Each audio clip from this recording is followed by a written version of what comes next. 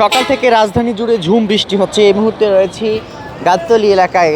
এখানকার পরিস্থিতি আপনাদেরকে যদি দেখায়, এখনও কিন্তু ঝুম বৃষ্টি হচ্ছে, যদিও বা এখন বৃষ্টির পরিমাণ কিছুটা কম। তবে সকাল থেকে এই ঝুম বৃষ্টি রাজধানীর বিভিন্ন জায়গায় এই ঝুম বৃষ্টি আমরা দেখতেই পাচ্ছেন যে এই মুহূর্তে বৃষ্টির যে তীব্রতা সেটি কিন্তু ক্রমেই বাড়ছে। কিছুক্ষণ পর পর বৃষ্টির তীব্রতা বাড়ছে, আবার কিছুক্ষণ পর পর বৃষ্টি কমে যাচ্ছে। তবে বৃষ্টি কিন্তু থামছে না কোনোভাবে। আবহাওয়া অধিদপ্তর থেকে যেমনটি জানানো হয়েছিল, যে আবহাওয়া অধিদপ্তর থেকে আবহাওয়াবিদরা যেটি জানিয়েছেন যে এই বৃষ্টি আগামী 7 দিন টানা অব্যাহত থাকতে পারে।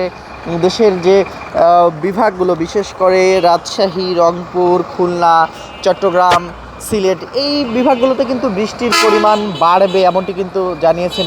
বাংলাদেশের উপর এখন মৌসুমি বায়ু কিছুটা সক্রিয় রয়েছে, যার ফলে কিন্তু এই বৃষ্টিপাত হচ্ছে। এই বৃষ্টিপাতের ফলে যে ভ্যাপসা গরম ছিল বেশ কিছুদিন ধরে যে ভ্যাপসা গরম ছিল, সে গরমের তীব্রতা কিন্তু কিছুটা কমে গেছে এবং রাতের তাপমাত্রা কমছে।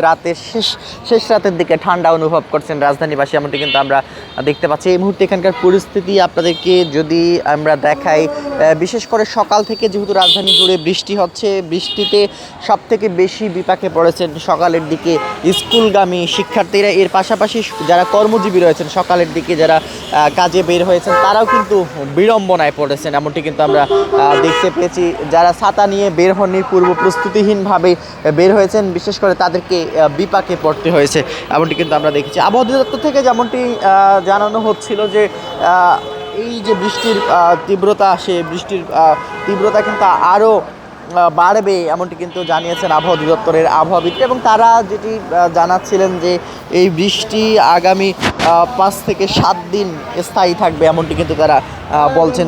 বৃষ্টির সঙ্গে আরেকটি বিষয় আপনাদেরকে যদি বলি, সকাল থেকে বৃষ্টির সঙ্গে কিন্তু প্রচুর পরিমাণে বজ্রপাত লক্ষ্য করা গেছে। রাজধানীর বিভিন্ন জায়গায় বজ্রপাতের শব্দ শোনা যাচ্ছে, তেমনটি কিন্তু আমরা দেখেছি।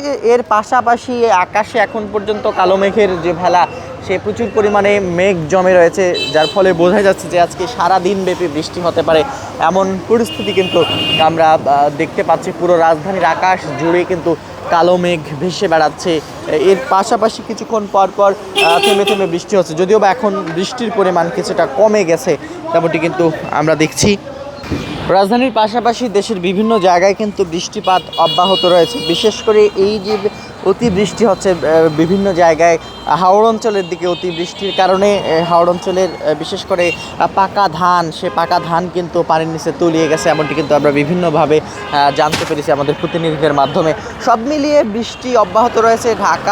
রাজধানী ঢাকায় সকাল থেকে ঝুম বৃষ্টি হচ্ছে। এখন বৃষ্টির পরিমাণ কিছুটা কমলে কিছুক্ষণ পর কিন্তু এই বৃষ্টির তীব্রতা বাড়ছে, এমনটি কিন্তু আমরা দেখতে পাচ্ছি।